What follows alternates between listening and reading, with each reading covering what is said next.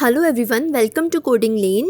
So far you have learned two types of arrays, that is index array and associative array.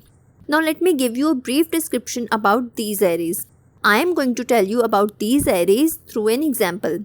Let's suppose you want to store data of a student, that is of a single student. You want to store his name, his age, his class and subject. So you will store that data using index array like this. Variable student. This is the name of the array. Now as this is an array, so I'm using square brackets, and then inside these square brackets I'll type Aruhi, that is her name, then age which is 10, and then class which is 4. This is an integer, so I am not taking any quotes here, and then English which is her subject. So here all the values are stored in the index. Like Aruhi is stored at index 0, her age 10 is stored at index 1, her class 4 is stored at index 2 and English is at index 3. So the values are stored at index. So this is an index array. Now let's move to associative array. We will give the name here instead of index so that it becomes associative array. Let me copy this and give this elements names like this: variable student and then name Aruhi. Age 10, class 4, subject English. So now these values Aruhi, 10, 4 and English are stored at keys, not at index, and also it is storing data of a single student. So this is an example of associative array. So you have seen to store data of a single student. You use index array or associative array. Index array stores the value at index and associative array stores the value inside keys. Now let's move further and store the data of multiple students. Suppose you want to store data of hundreds of students. In that case, you will use multidimensional array. You are going to store data of Aruhi, Nisha and Rohit. So I am taking a variable students, and then array. You may use any of the these like array parenthesis or these square brackets. I am taking these square brackets. So student 1, that is Aruhi, then Nisha, then Rohit in the separate lines like this. Aruhi inside quotes, comma, and then enter, and then Nisha inside quotes, and then in the next line Rohit inside quotes. The reason why I have stored them in the separate lines is that I want to store the whole data of Aruhi. Similarly, the whole data of Nisha and Rohit. So it is going to be stored in an array like this.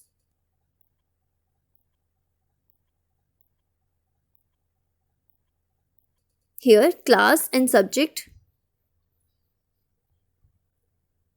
Similarly, I am going to store the class and subject of Nisha and Rohit. So you can see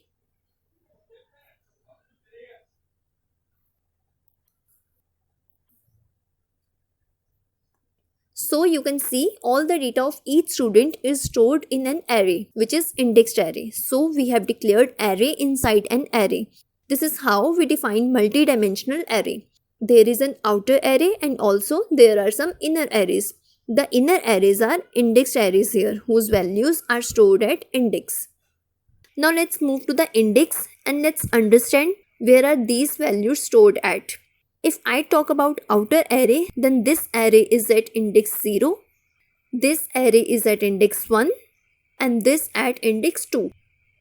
Now what about inner arrays? This is at index 0, this one at 1 and this at 2.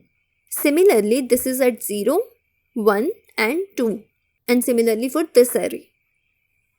So if I want to print this value Aruhi, then I will print it this way: echo, then the name of array which is students, and then inside this square bracket I'll type the index of outer array, that is 0. And here in the next square brackets index of inner array, that is 0 also. Now let me refresh the window. You can see the output here which is Aruhi. Now let's suppose you want to print this value maths. So here variable students, the outer index is now 1 and here the inner index 2. Now let me refresh the window and you can see the output matches here. So this is how the values are stored at index and you can print those values using index number. Now if you want to print all of these values, then you will use echo statement for so many times, but that is not a good practice. So in that case you will use for each loop. Let me comment this and then for each loop and press enter. So this is the syntax for each loop. Here the name of the array, which is students. Now this key will store the index number, that is 0, 1, 2. Let me show you. Let's type echo and then variable key and refresh the window. You can see here the index 0, 1, 2. This 0 is for this array and this 1 is for this array and this 2 is for this array. Now let's move to this value, and this value will store the whole arrays, like the array stored at index 0, the array stored at index 1 and the array stored at index 2. So to print these values we will use for each loop, as to print array for each loop is used. So for each loop here again. Let me delete this and for each loop here. Now here we will store the name of the array, that is value. Now let me change this to key 1 and this to value 1. You may give them any names. So now this value will hold all of these arrays and this key 1 will hold the index of these arrays like 0, 1, 2, 0, 1, 2 and 0, 1, 2. Let me print this with echo statement, variable key 1.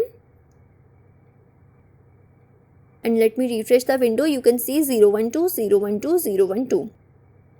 But we don't want to print these keys, so I am going to delete this as I want to print the values. You may also remove this key 1 like this, and also you may remove this key 2 as I don't want these key to be printed. Now I am taking this variable value 1 as I want to print all these values. Now let me add some space after each value. So here concatenate operator, inside quotes I will add space like this. Now let me refresh the window and you can see all the values printed here. Now let's move the data of each student to the next line. For this you just need to add break tag here. Now let's understand the reason behind the break tag here. This variable students will hold all this array and this value will first hold this first array, that is data of Aruhi. So it will execute this for each loop and then print the data of Aruhi, and after printing her data it will execute this break statement. So the next data will get printed in the next line. After printing data of Aruhi, the next data, that is data of Nisha, will get stored in this variable value. So this for each loop will print data of Nisha and then it will execute this break statement.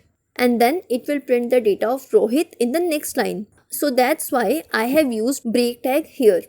Let me refresh the window and you can see the data printed in the next line. So this is how multidimensional array print the elements of array using for each loop. In the next video, we will learn more about multidimensional array.